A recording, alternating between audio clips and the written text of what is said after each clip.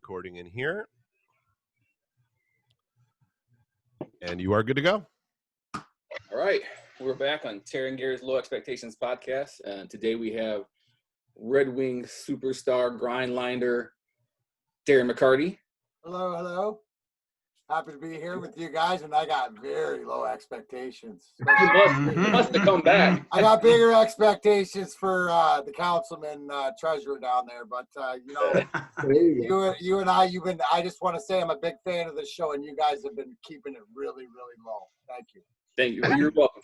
I mean, they brought me on. You don't get any lower than that. So.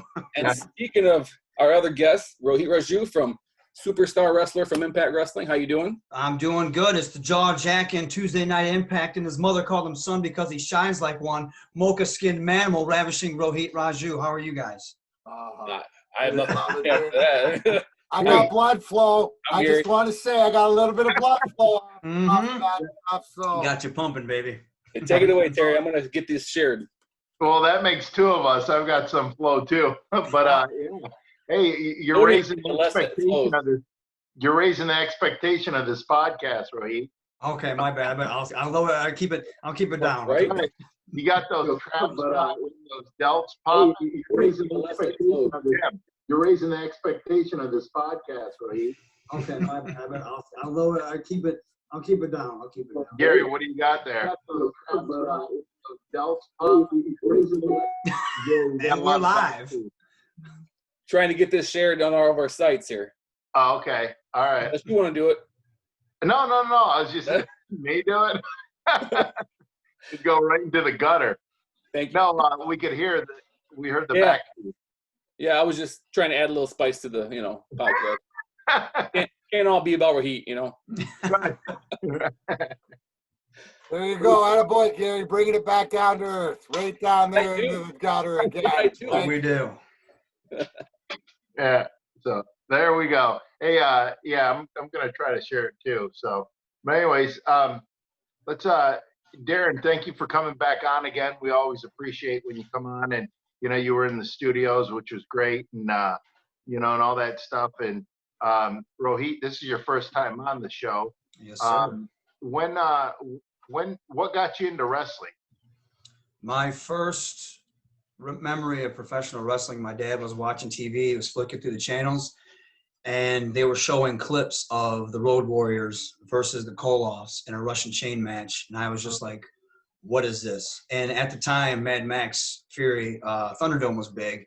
Of course, the Road Warriors look like they're obviously straight out of Mad Max, obviously the Road Warrior. So I was hooked, and they were larger than life. And then I ran into the WWF, which was larger than life characters. Everybody was jacked.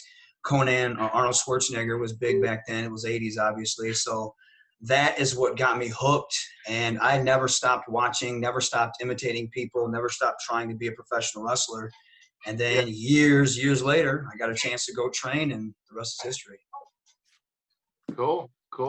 Now, obviously, we've had a little bit of stuff in the past few weeks and stuff, but we'll keep it professional here, And I just have to say, you brought me to say a comment about a tag team partner, and apparently a lot of people want to see Heath Slater come into Impact. We had him on last week. I'm not gonna let any cats out of the bag, but I think he'd be a really good addition. And the match. Is this where we start voting? I vote yes. I mean, are we practicing for November? Is this how we're going to start with the Heath Slater and prove that we can? Yes, please bring him back. Impact would be perfect. Yeah, bring him on so I can. This is one wrestling fan. Yeah, bring him on so I can whoop him too. You can let him know that. So. Fucking chocolate all over him, man. Do it, bababy. I'll be sure to tell him.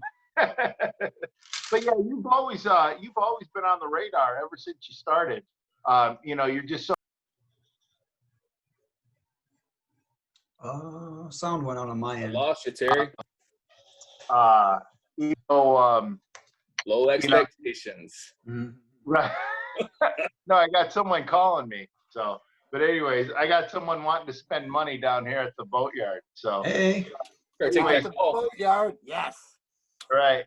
So, no, the thing is you've always been on the radar, and once I seen you started with Impact, I knew you were going to be so successful. And to be able to get in the ring and mix it up with you, I feel, you know, a little honored because, you know, we've wrestled before on the indies, and I knew you were talented for such a long time. So, but it's nice to be able to get in there and work with you on TV too. So, you know, Yeah. you gotta learn not to lay it in so much. What does that mean? Yeah. It's calling me snug. Yeah. What's it mean, Darren? It means that he thinks it's real. Oh, that right. There's a fine line, right? Where you've explained that to me being whatever like that. But that, let me ask you this from a fan to both of you, because you do that. And that might go back to the conversation earlier about no fans and fans, but is that more of the moment and the character and what you're trying to get across in your story that would happen, or is it more of a learned thing, or is it? I think a little bit of both, you know. Yeah. And I think I might have said something that pissed them off in the locker room. It wasn't you. It was management. Oh, okay. It's management. It pissed me off. Thank you. I'm glad it's nothing personal. It's just business. So. Which happens everywhere, I guess, right? Right. Because it's the same thing back in the day. You know, Scotty would do it on purpose, Scotty Bowman, just to get a rile out of it. But he had to, that's where I think that, you know, obviously the culture, and we're talking about the culture in hockey or the culture in wrestling, and you guys are talking because you're both at Impact right now. It's what comes down from the top, because that can affect what's out and seen by us fans. And sometimes it's not the guy you're wrestling, even though the storyline will present it, but it's all the stuff that we don't know behind the scenes. Is that fair? Right. I'd have to agree with that, you know. And you know, it's funny because you learn some of the stuff behind the scenes, and you're like, oh, things start making sense now, you know. So I think that's hey, as long as you can tell me no, but you give me an explanation of why this is why it is, then I can respect it or not. But it helps me get along with the program or whatever than saying, well, why are we doing this? Well, we're doing this because of that. You know, I don't agree with it, but I get it, right? Because at the end of the day, it's all about, right? The most thing that I hear from you guys that do this professionally, because it's about the pop, right? And I learned that the pop is like the crowd when you get the storyline and you get that audience. That's why it's like, has it been weird, or have you like learned something new without the audience? Has it made you become better wrestlers? I think more character driven, because at first you go out there, it is weird. Your adrenaline isn't going. You take that first bump, you get hit that first time. You're just like, Jesus, what are we doing? And then after a while, you realize, you know, you just up your character a little bit more, because the audience is now at home and the story is being told in the ring. So you have to do it. To me, it's a little bit better because you get to add a little bit more Shakespeare to your match. The match is still good. Everyone's still working hard just because we're professionals, and you go out there and it's like riding a bike. You know, when it's still competitive and you still want to be the best in there. And then now you're just you're playing to the camera a little bit more. You're talking to the camera a little bit more. You're saying certain things when you walk out during your entrance, just to hit that story home a little bit more than you would. And plus the announcers, they do their job by adding to the story too. At first, yes, it is weird because, you know, nowadays you play in front of a crowd, that adrenaline's going, you're like, oh yeah, okay, let's go. And at first it's not like that. And you take that first big slam, you're just like, oh man. And then after a while you start cooking and it's business as usual, for me at least. Well, I don't know about you guys, but it's a lot easier to take a punch to the face when there's a hot chick in the stand. Yeah, exactly. Man up real quick. Right? You know, like that different motivate, like that's the different, and that's why things like where, I guess, what do they call it? The don't break the fourth eye or the third eye, where you look at the camera and talk to the audience, you know. Oh, like, yeah, the fourth wall, fourth wall or whatever like that. But like what you said, it's changed. The coronavirus and the pandemic sort of changed where that's sort of brought in. If it's done right, it's acceptable. You know, I use Drew McIntyre, you know, because he'd be in the WWE or whatever, being the champion, but the way how he did it, and you guys could relate to more because of the grind, right? Yeah. And just because of the story. So, I mean, it's always interesting for me to talk to fellow professionals. And then what's the thing? Because both of you guys have been doing it still. What is your major malfunction to go in there and take the bumps and stuff like that? I don't know. I still ask myself that every day with a lot of things that I do. Like, what is wrong with you? Why do you do these things? So I don't know. I just roll with it now. Yeah. Well, that's self-awareness, bro. I love that, because that's just like, yo, bro. Oh, wow. This might hurt a little bit more than I thought it hurt. Yeah. Definitely hurts a lot more when there's not a crowd when there's not a crowd there. So, but yeah. Without a crowd, you got to be more careful as far as like how you do things, or is it just balls to the wall once you're out there, just going at it? Or are you trying to be more careful with how you set things up and how you talk to each other out there? Or I think it's more of a TV show because you can actually stop and you can be like, wait, hold on, do that again. You know what I mean? Right. Unlike Hey, when you're in front of a crowd, it's live. stopped. No, We we kept going. And this is how I talk. Look at those hams. Look at that. 2 Christmas hams for hands there. Catches Right. this.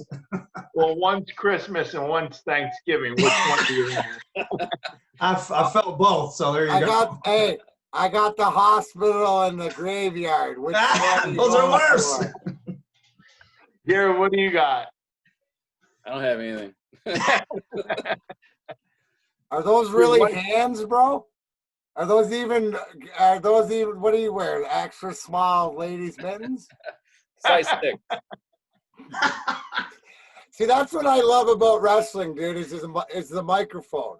That's my favorite. It's the characters, and the more that you If you're good at it. understand, like you said, you're a wrestler, and you brought up the Shakespearean acting part, which to some people wouldn't realize that it's like the craft of the story. And if you go longer into the story or the character or the different characters then you guys are always telling a story.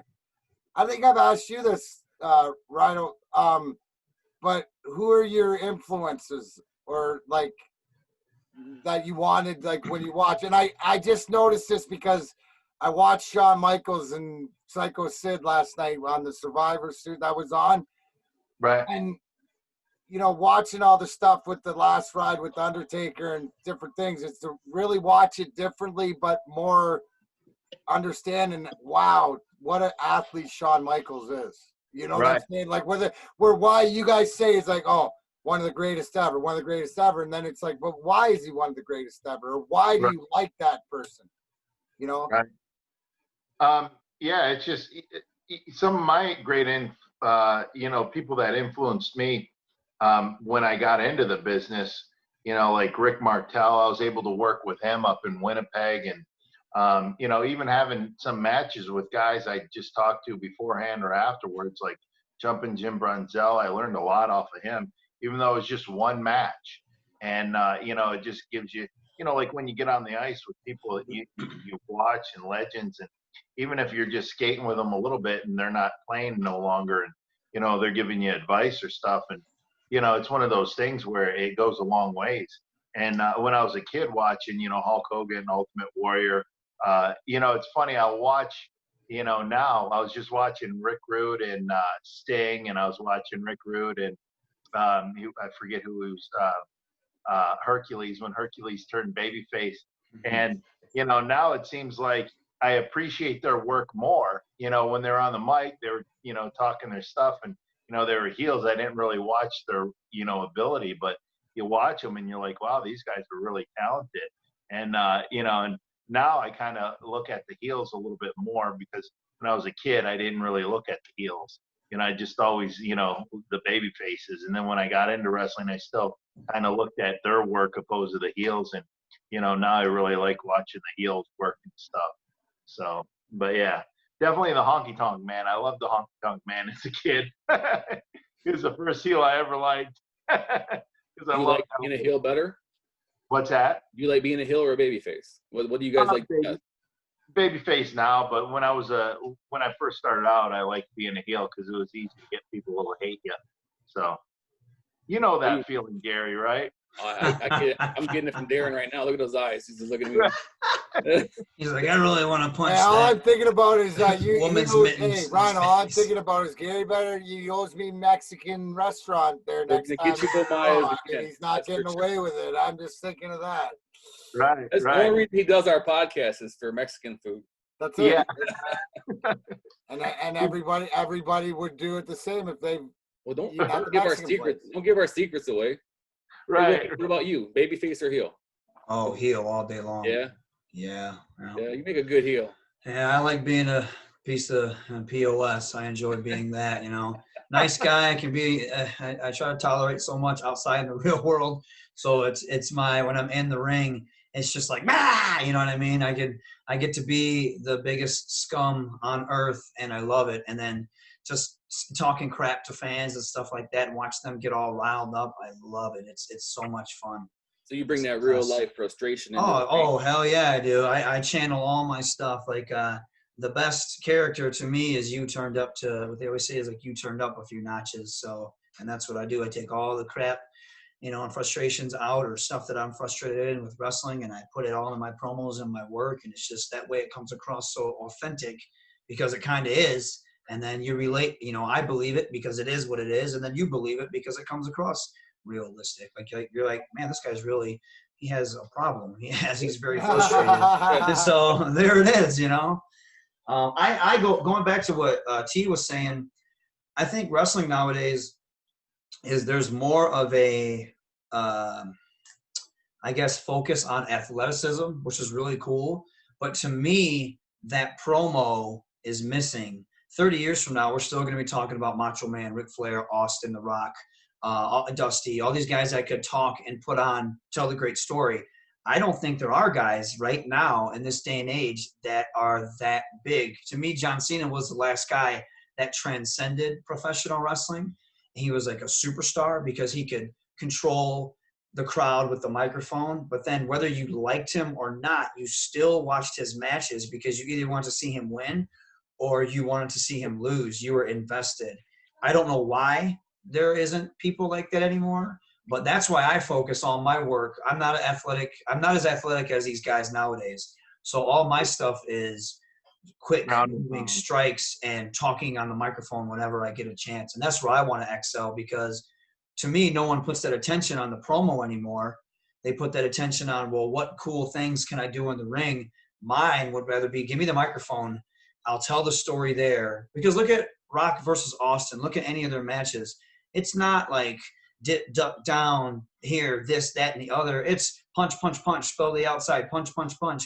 Okay, duck one, Thez, wham, wham, wham, maybe a backdrop right back to it. And then all the cool stuff happens at the end. But they built that story with those promos and that just heat between each other. You couldn't wait to see them get in the ring. To me, that'll always stand the test of time. I love watching a great athletic contest. I love that. But even Steamboat and Flair, the promos leading up to it, even Steamboat Savage, the promos, the fact that Savage laid him out, he was out for months, and then he came back. There was that story there. And then they capped it off with the great match in the ring. So to me, that's everything. And I think professional wrestling is missing that nowadays.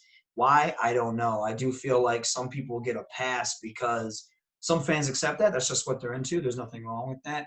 Me, I feel like there should be a little bit more focus on building these superstars. And some people are superstars and some people aren't. That's just how it is. Rohit, I don't know, that's my opinion.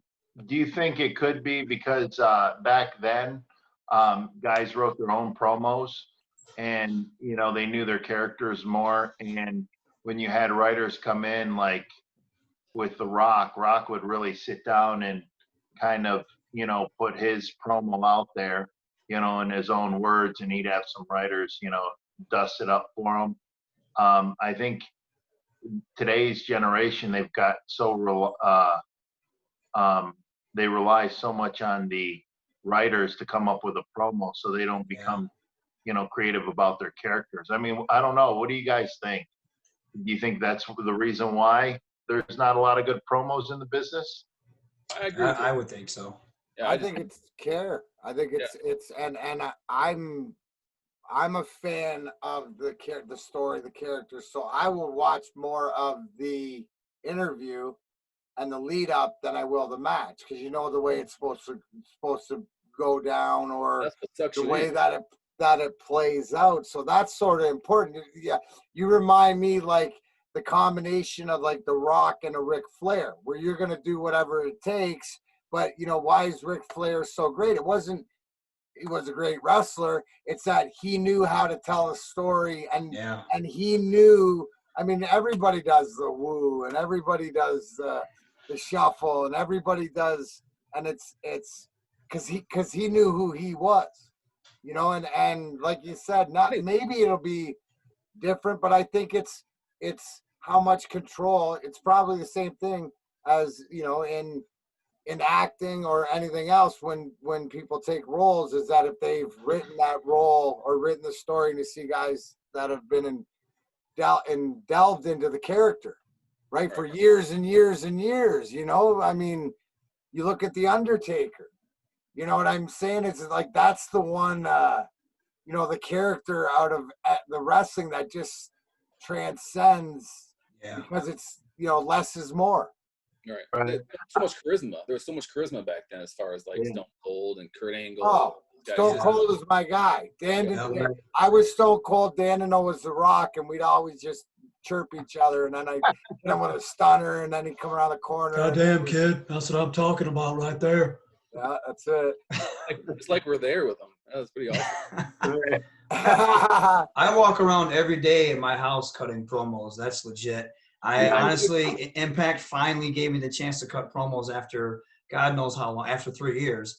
And I knocked it out of the park because I got a bunch of feedback from a lot of people that they weren't on board. And they're like, this guy can talk. Why don't you ever let him talk like this?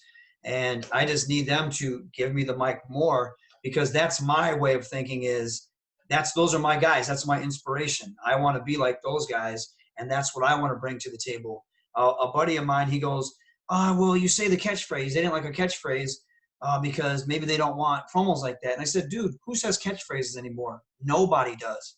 So guess what I'm going to do? I'm going to end my every promo with the same catchphrase, because sooner or later, people are going to be saying that catchphrase. They're going to be singing along with it because it's catchy. But they were like, no, we don't want that. And it's just like, okay, well, what can I do? You know what I mean? So that's my opinion, though. That's what you do. You sneak it in. Pull a rhino. That's what he did. But did he talk about that last week? You just grab the mic and start talking. Yeah. I'm glad you were listening, Gary. You are a good friend. I had to go back and watch it, but yeah. Oh, okay. I was the only one. You're such a big fan. You went back and watched it again. See, I don't look. He's watching. He's making sure. It's all about learning. It's all about learning and getting better. He was just watching himself. He's like, I was trying to change the angle on the TV to see, whatever made my eyes pop, whatever. Right. Don't worry, I do the same thing. This isn't a real tan. I spray tan. He's giving blue steel the entire time in the camera. Don't tell us your secrets. Right. Can't tell all the secrets. So, hey, what are some of the best catchphrases out there? Right now? No, like of all time, you think? I think, that's one of them. The bottom line. Yes. The bottom line. Of course, to be the man, you got to beat the man. Yeah. Right. If you smell what the Rock is cooking. Oh, yeah. Hacksaw Jim Duggan. I mean, everyone does that. Have you ever been on any indie shows with Hacksaw? Yes. He'll come out of that curtain and he'll do that even if he's going over to the table to sign and stuff, and the whole crowd does it. Holy cow. After all these years, people love it. I caught myself doing it. But that's the brilliance, though, is that you guys, it's the more wrestlers and guys that get into it, it's because the pure fandom of it. Like you're pure, at the end of the day, you are the one sitting in the crowd. And I love hearing, you know, like I said, to take back the curtain a little bit, but, you know, they got the WWE backstage, or they have, you know, where social media allows people to get to know you a little bit more and the different characters. And that's the sheer brilliance of it, that you catch yourself, you know, going back, you know, with all the watching videos or whatever else of old things about why, that's why it is, you know, like Shawn Michaels. I mean, the hilarious thing to me is so Hacksaw at Motor City Comic Con a few years ago, we did an interview with Hacksaw, and it's like you can see the light flip, like the light switch flip, like, you know, we're doing, and he's, you know, he has this great, you know, he has a normal voice and he just talks like this. We're doing the interview and life's good, and then we're like, hey, can we get a drop for the show, you know, so we can put in an intro? And he was like, oh yeah, sure, what do you guys want? And nice and mellow. And then, like, as soon as he was ready to record that, like, the light switch came on and he, you know, yells out, oh, and did the entire, like, the whole warehouse that Motor City Comic Con is in, like, shouts it back at him. It was ridiculous. Oh yeah. That's so awesome.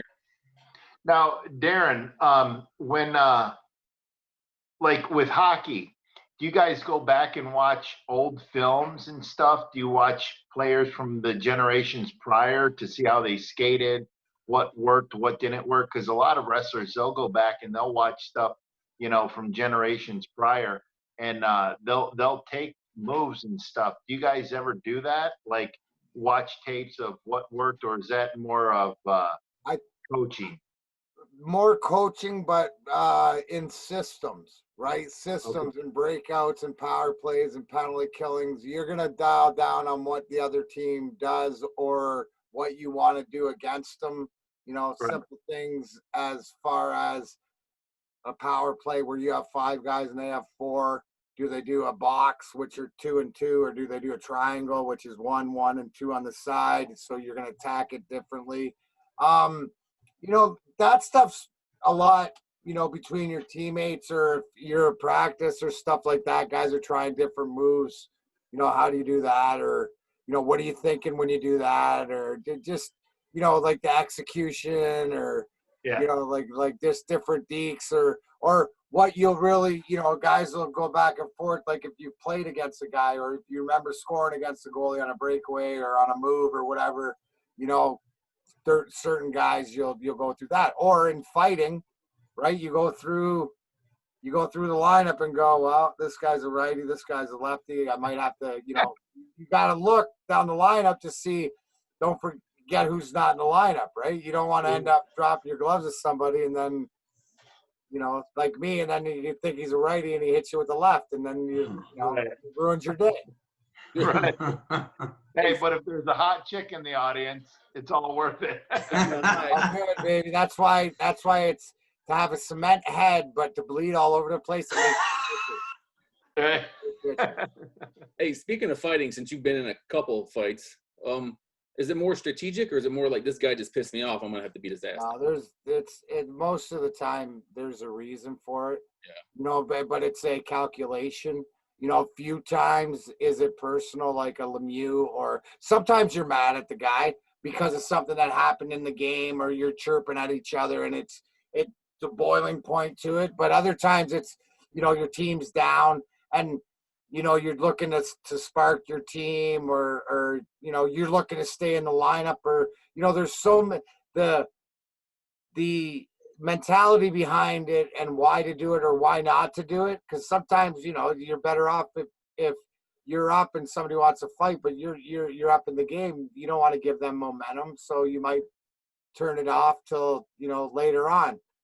Other times than that, you know, you try to get a point across late in the game when the game's out of reach for the next time you play each other. It's sort of like, it's like the real life, sort of like the version of the story you're trying to tell, except that it's playing out, you know, there's no storyline. Nobody's written it. It's happening in real life, and then you're just adapting to it. Right. But and then I got one of the greatest storylines written by the big fella, that March 26, 97, the whole Lemieux being able to beat his ass and get the revenge, yeah, stay in the game and score the overtime goal. That's the whole That's a whole God shot kicker, right? So that's a great script, but I mean, it's so great that that not even the greatest directors could have written that script. Right. I couldn't. You could have said to me, write it any way you want, where you're the hero of of this and that, and I would have missed it. Right. Yeah, like you even said in the I don't know if the documentary, The Russian Five, like you even said, like Hollywood couldn't have even written it better. And and going back and watching it, and with wrestling, sometimes, well, most of the times we have control of the story, and sometimes things happen where the story takes a different turn and you run with something, like the slip of the tongue with Austin, Austin 3:16, and it just worked. But the good thing about like hockey and other sports, there's a science behind it. It sounds like what you were saying with the coaches and, like putting people together and this and that, and, that fans don't see, and then when you really dig deep into the sport, you see the science behind it. And like you were saying, you might want to level a guy to set up for the next time, throw him off base and off kilter, for the next time you guys face each other down the road. So, you guys, there's a story behind it too. And, and matchups and stuff like that. When you build that story, it creates interest into, real sports like hockey or football and baseball, because if you didn't have that story, I don't think you would have that much excitement. The athleticism and going to win is exciting, but if you have a story behind it, oh man, like look at the home run race in '98, I think it was. That created a lot of interest in baseball again. Mm-hmm. No, I mean that's such the truth, and I guess that would be the same way, is that the coaches are trying to put the lines together, or the D pairing together, who complement each other, and it's like when you guys who you can see chemistry not only like in the ring, or when you hear wrestlers talking about the different chemistry they had, like Bret Hart was saying that him and Mr. Perfect, Kurt Hennig, could have wrestled in their sleep, because it's right. Like in hockey, and I'll take the grind line, Chris Draper and Kirk Maltby together, is because we just reacted. We didn't have to think. We knew where the other guy was, and that got to help telling the story too, when how the other guy operates, or on the same thing behind the scenes, exiting the dressing room, when you guys are more confident in your opponent or your storyteller on the opposite end, it plays out better for all of us, doesn't it? Right. Yeah. For sure. For sure. Speaking of scripts, what's the script for Rohit? Well, what would you write for your story coming up? I honestly don't know where it's headed. Today I pitched something, I've asked, because if you pay attention to my career there, it has been it's been in a slump, since day one. And they've been trying to do little things here and there. And I was like, okay, well, what are we doing, guys? Where are we going with this? Something's got to give. And it started to go to where it was a losing streak, getting frustrated until I'm like, screw it. Now I have a chip on my shoulder, and now I'm angry. I'm not like funny anymore. I'm not trying to be like the bad kid anymore. Now I'm intense. You know what I mean? I shaved the mohawk off. Now I'm ready. But it was going one way, and then it kind of took a backseat at the last set of tapings, so I don't know where they're going with it. I asked, and I don't think they know, so I couldn't tell you. If it was up to me, which I did pitch today to them, I would say, well, it's time to make a change. It's time to do something totally different, where if it is me having these temper tantrums in the ring, this breaking down, it needs to be where I'm cutting a promo, but I'm cutting the promo to myself, saying, look, I need your help.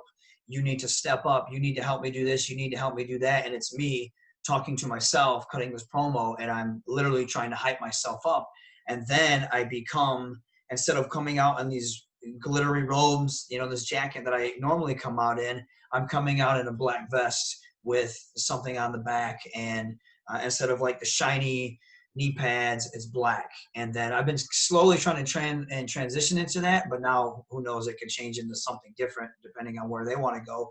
But that's kind of what I pitched. And then it should be into where I've been angry, throwing these fits of rage. Now I'm like, you know what? I'm going to take it serious. But then these fits of rage still come out, but then I kind of snatch it real quick and act like I'm in control, but I'm not really in control. And it's now of a more serious character that is intent on winning, and he's more vicious than he is sneaky.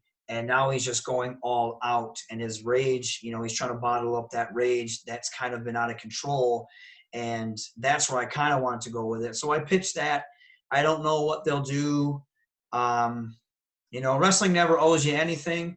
However, and I've told him this, and I feel like my body of work and the fact that I can cut a promo and do these things, I am worthy of being a mid guy and not a bottom guy. And I've been a bottom guy for 3 years. It's time for me to elevate. Because if not, the name Rohit Raju is not going to have any value outside for me. Because I still do indie shows and stuff like that, but I do it under Hakeem Zayn, and I kind of do that gimmick, that chip on the shoulder gimmick outside of other places, and it's been working. And so that is what makes me money outside, is that character. The character of Rohit, he's such a bottom character that he really doesn't have that value that a lot of people see. So there's no money in that, you know what I mean? So now it's time, let's get some steam behind it so I can make that a product, and I can make that a brand. And not only will it be a brand outside, but it will be a brand for Impact, and then we can start building. That's what I hope to happen, but we'll see. Yeah, one good thing about that is like the indies and the live events, guys can always work on their persona, their mic skills, their abilities, and see what works, and then they can take it to TV. That's usually how it always goes, and that's a great thing about Impact. One of the many great things about Impact is, and wrestling nowadays, if one thing's not working, don't hit the panic button, try, and if it doesn't work, you can change it up, as long as you don't go too drastic. And fans will get behind you because they know who works hard, who goes in there and he'll do the smaller indie shows and loves the business. It really shows. And, and the one of the good things about you, Rohit, is, you've been working, a lot. And you're a guy that you'll work in front of 100 people, 30 people, or you'll work in front of, 4,000, 40,000. It doesn't matter. You're out there to work. You love wrestling. And, the cool thing about it is once you dial it in, and in today's world of wrestling, you can dial it in like that, and people get behind you. So. I like to, going back to what we were saying earlier about promos, Impact does that. They give us bullet points, but they let us cut what promos we want and say the verbiage that we want, which is it's so much fun, and it's easier. They're like, okay, this is what we want you to say, but say it how you want to say it. And this is the point we just want you to get across. And it's so comfortable and easier being able to do that. And that's a plus. Character. Yeah, and you learn your character, and it comes across better. When you're trying to read something for, a writer gives you, you can tell, you look like a B-rated actor. You know? Could you imagine if they gave hockey players microphones? I can't wait to July. Right? The way, dude. We got, that Sammy Callahan did. I mean, like Ken Shamrock took it easy on him and stuff like that. He's not jumping you from behind. I'm sick and goddamn tired of having all this stuff. Is looking at my boy Rhino have a fair fight. Now, don't get it twisted. I can see, Madman Fulton, thank God we're not on skates, but I kick his ass up. Out of the ring. That's why I got the Gore Man, and he's going to take care of it now. Sammy, him and I, that little weasel, we can figure it out. But there's going to be no shenanigans there July 16th when I'm there. So that's all I want to say. Now, what I would say to you, sir, is that, what you've developed in your character so far is that's, the spoiled, sneaky guy, whatever. What you just told me is that you can go so many places with that from the block or whatever, because what it is, it's all self-awareness. Like as the fan, you're morphing in front of them, and what do they what do they like? They like the realness, you know. Yeah. Why do I always say enjoy my truth. The brilliance of me living my life when I played as public as I did, good, bad, or indifferent, that people know that, like, I don't give a fuck, right? Like, I mean, like, what you think about me is none of my business, because I've gone through the war and it's taken me this long to find out who I am. And I got the people around me that, you know, you go through that and you learn that. And if, like you said, you have this ability of taking life and using it as that motivation, you can almost help the way the world, the life into like the character where they're used to. And I love seeing that. And it's, but when a guy believes it, when you see him doing that, and there's some of that realness to him where it's that I could say, oh, here's the character, but this is part of the person. Like that's what has always been like Rhino, right? Like Terry's character Rhino has always been ham hocks. Yeah. Ham hocks, right? Like if we're not gonna let's get it going, and we're gonna settle this as like you're not walking in to where Rhino is, and 100%, I don't care who you are, not knowing that somebody's gonna get messed up. There's gonna be a fight. Right? Like, I mean, you don't bring like, I mean, until Terry now when Terry comes out, then we're in, you know, in the office and stuff like that, which is the great business picks up dichotomy of what you can, you know what I mean? And that's the beauty. So hopefully I, as a fan, hopefully like be watching that. I love to see stuff, you know, come to fruition because people believe in what you said is like Impact sort of wants you to embrace and do it yourself. So hopefully they give you the opportunity, because that's the whole thing. You're just looking for, bro, just give me a chance. Just give me the ball. But you've already proven, but it sounds like when you cut that promo and they realize, because you can understand this too, is that even the smartest guys, when they realize that sometimes they're wrong or they don't see it right, but when they see it right because it is right, they're not afraid to change it. Right? Or to go with it or go with the flow, right? Yeah. And the great thing about Impact is there's a lot of opportunities there, you know, to develop your character, to work on your character and what your character would do. Because if you create your character, it's going to come across a lot better. And, you know, and that's a great thing, you know. So that's one thing I really like about Impact. A lot of opportunities there. Speaking of July 16th. Yes, let's talk about July 16th. Yeah, what is July 16th, Terry? July 16th is Insane Wrestling Revolution coming back to the FOP. Darren McCarty's going to be in my corner. We had to postpone the show. Rohit, you've worked a show for us over there. Yes. Yeah, and we are going to have it outdoors. Behind, they have a lot of land out there. I can't jump out of that tree. If we're outdoors, I told you. Well, there goes that. We'll try something else. Right. But if there is a tree, I'm putting the ring underneath the tree and we're putting a rope swing. Yeah. I spend most of my time swinging on it. I love it. Yeah, we're July 16th, it's going to be big. We talked to Scott over there at the FOP. They'll have booze and alcohol. I'm sorry, they'll have alcohol, they'll have pop, they'll have water, they'll have hot dogs, pizza. I believe they'll have pizza, all the normal stuff. They will be selling masks and gloves and hand sanitizer if you don't bring your own. So we'll have everybody spread out. It'll be a comfortable environment, except for those that get in the ring and they're looking at these. Glad you get a fair fight with that guy. Gosh darn, those guys keep jumping in. Well, you'll make it fair. So, I saw you take a chair shot the other day, bro, and that one hurt. Right.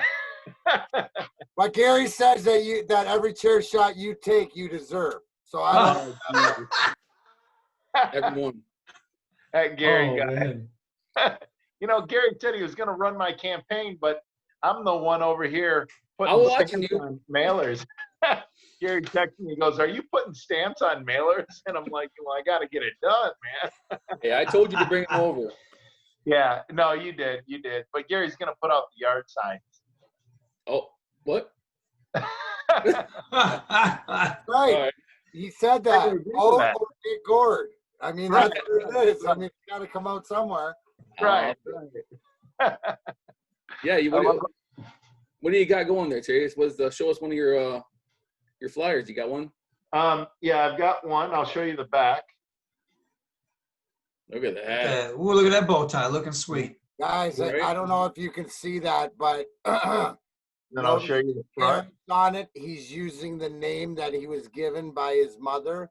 And the it's Terrence. Now, that means it's really serious. That's right. Real. Serious. That's the serious side when we're talking Terry. Right. That's the brilliance of what we're all talking about is like I tell everybody, said you don't get it. All the different wrestling, it's like it's soap operas. So it's the greatest story. If you can get into the vortex of what they're doing, because they all have it's all a different restaurant, right? But it's the same. But when you see the passion or you see what they're trying to do, and I like it where it's like, that doesn't work, but good effort. You know what I'm saying? Like I see the effort, but no, that's not going to be around or what angle. I love people trying to take chances when they are passionate about it. Right. The bottom line is, that you've been in it long enough that the key is, doesn't matter if we're talking about treasure or talking about wrestling, what do you put in? What's the hard work? So you believe in it and the self-awareness and this is what I'm trying to do. And that's another thing, wrestling relates to a lot of things in life, like, for example, we were talking about there's a story, find the story in a hockey game or a feud, find the story in, what's the story in a wrestling angle. And really like a campaign. And that's why a lot of wrestlers, they get involved in their community. And when they run a campaign, the strategy of the campaign, what's the story? Who are you? Okay, you're a hard worker. It shows because you've made it to a level in wrestling that just doesn't happen unless you work hard. And the same thing with sports. You don't get to a level where you've been by not working hard. And then, okay, well, you work hard. We see that. What are you going to do? And how are you going to accomplish it? What's the story? What the story is you, the person, the actual human being. That's why I use my full name. And I didn't, because sometimes you can get a nickname on a ballot, and I didn't want to put Rhino on there. But anyways, so the story is my hard work and what I've done and being involved, whether it's charity stuff outside of like WWE and Impact Wrestling, and so what have I done for communities and stuff like that, and how can I bring that to the table in Monroe Township? So that's so like wrestling is kind of like life. If you think about it.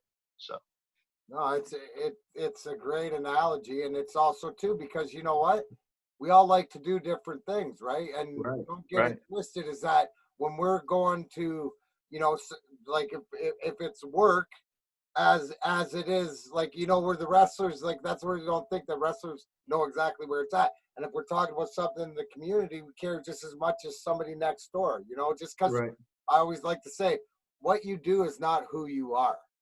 Right. You do a lot of charity work, Darren, right? Oh, absolutely. Yeah. Absolutely. That's awesome.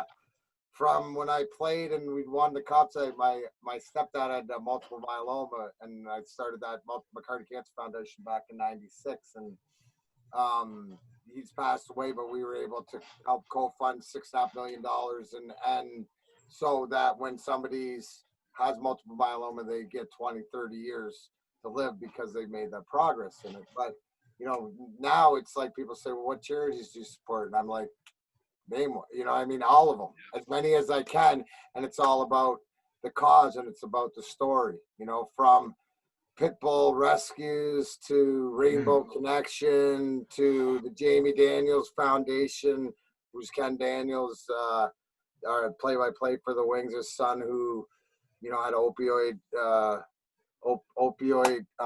overdose, coming out of a rehab and in the wrong spot. So it's awareness. And, obviously everybody knows me, knows that I'm a huge advocate for cannabis because it saved my life. So, marching my flag with that because, it's like anything we're talking about. it's not whether you do or don't. It's to know that you have an option. And Right. 2020, and it's like what Terry is saying. It's the option. It's the option. All these are just different options from watching wrestling to more serious stuff like who do you want, taking care of your community and different things like that. But it's at the end of the day, it doesn't matter. It's about people, right? It doesn't matter. Red, yellow, black, white, green, doesn't from wherever. And I'm fortunate enough that I grew up in the United Nations of the Detroit Red Wings locker room, so my perception is jilted of all the world and all different languages and religions and races and stuff like that. So I'm blessed, but it's something that not everybody was privy to and stuff, and I really respect that and do that. So to be able to listen and just to know that you care and I'm no different than anybody else. I think that's trying to surround yourself and have the conversations and meet people, new people, old friends, and talk about what's going on, because this is how, in my opinion, if you want to make a difference, then don't talk about it, be about it. Awesome. Right. Yeah. Where's that mask at? Oh, yeah. I was hoping. I gotta get it. So this is it's called Mash Swag USA. I like that so much better. Nice. You like that? Look at that. Oh, there, my God. He stayed safe. Hey, this is a look that's like, all right, this is like Rhino goes like this. I just Nose looks a lot better too. That's awesome. Not straighter. It's so realistic. Okay. Yeah. Hey, we're gonna have to wrap it up. But why don't you guys, Rohit, start with you. Why don't you tell the fans where they can find you at and what you got coming up? Right there in the corner there, at Hakeem Zain on Twitter, Raju Zain80 on Instagram, and you can always just Google Rohit Raju or Hakeem Zain on Facebook and YouTube and find me on there. But of course, every Tuesday you will catch me on Impact Wrestling, to me the most underrated wrestling program going today, with the hardest working roster in professional wrestling today. You can catch me every Tuesday night on Twitch or, of course, Access TV. Get that guy a microphone, man. I'm telling you. Yeah. You need to talk more. I love it. We could do some stuff. We could trash talk some guys right out of the league. We could, man. I'm all about it. I'm all about it too. I mean, like, who's the great? Like I told Rhino, I don't like. I mean, I can take a bump. I get it and stuff like that. But I just want to chirp guys. I said Paul Hyman's got the greatest gig in the world. For some meathead that can't talk. You look at all Jake Roberts back in doing all that. Hey, you get, because think about it. You could have like Bobby the Brain and the Jimmy Hart and the mouthpiece, the chirp as the action goes on. These guys are MFing each other ringside. My head would blow off. Where it's not, like all the different things behind it. It'd be just a shit show. The wrestling, the guys in the ring would be going, hey, I thought we were the show. And no, it's anything else. Anyways, Grind Time with Darren McCarty, DarrenMcCarty.com. Obviously, Pink Canna. Got a lot of stuff. Grind Time Podcast on Instagram, Grind Time DMAC25, Twitter, and Grind Time with Darren McCarty on Facebook. And I'll be around. Yeah, we'll definitely see you July 16th. I'm in training. Callahan. Let's see those guns. Or 2697. Google me. Darren, let's see those guns. Let's see those guns. Look at that. Looks like someone's leg. See? Ooh, We're coming after trouble. you, Madman Fulton and Sammy Callahan. I'm bringing my stick, by the way. I told you, I'm bringing my stick. Right. I'm bringing my stick. I got Zdeno Chara's stick. He's the captain of Boston. He's like 7 feet tall. This thing's like this tall. It's like steel. I almost blew my arm out when I tried to flex it. So I'm going to hit you with that if you mess up. Okay. There you go. I just want a fair fight. You beat my boy. You beat my boy. You're better that day. I don't care. You can beat us, but we're not going to lose to you. We don't lose to either. There it is.